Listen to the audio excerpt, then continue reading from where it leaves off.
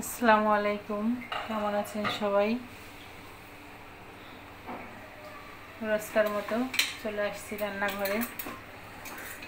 আর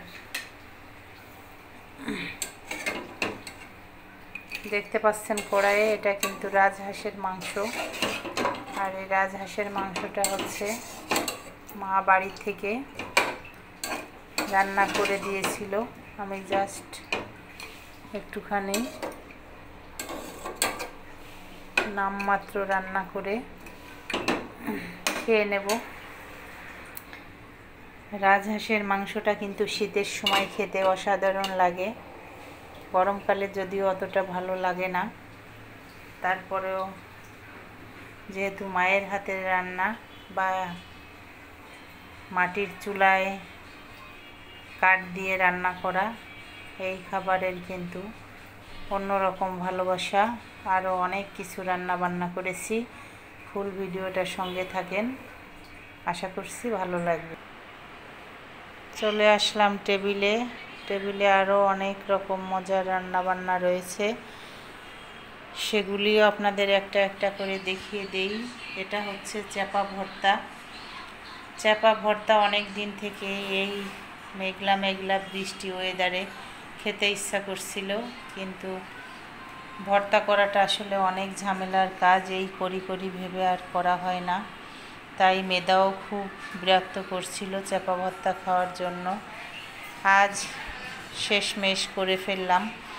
দেখেন কত সুন্দর লোভনীয় হয়েছে দেখতে। আর এখানে হচ্ছে এই যে ছোট মাছ, কাঁঠাল বিচি দিয়ে কাঁচা মরিচ, পেঁয়াজ আর ধনের পাতা দিয়ে চচ্চড়ি করেছি। আর এটা হচ্ছে জালি কুমড়া বা চাল কুমড়ার পাতায় চ্যাপার ভর্তা দিয়ে ওটা আবার তেলে ভেজে নিয়েছি। এটা হচ্ছে ভেন্ডি বা ঢেঁড়স ভাজি। আর এখানে এটা হচ্ছে করলা ভাজি। বন্ধুরা, দুপুরের মেনুতে কিন্তু আজ অনেক ধরনের মজার আইটেম রয়েছে। জানি না আপনারা কে কে এই ধরনের আইটেম দিয়ে খেতে পছন্দ করেন।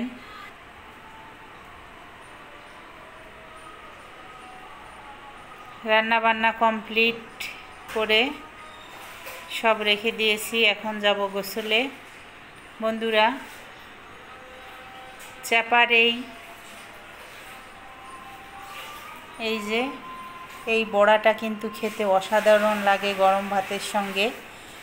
আর এই বড়াটা কিন্তু আমি এই যে পাতার গায়ে একটু শুকনো বেসন মাখিয়ে ভেজে নিয়েছি, যাতে জিনিসটা খেতে আরও বেশি টেস্টি হয়। আর এই তো এগুলাই হচ্ছে আমার আজ দুপুরকার মেনু। বন্ধুরা, কেমন লাগলো আমার আজকের দুপুরকার মেনু? যদি ভালো লাগে অবশ্যই লাইক, কমেন্ট, শেয়ার দিয়ে পাশে থাকবেন। দেখা হবে নেক্সট অন্য কোনো ব্লগে।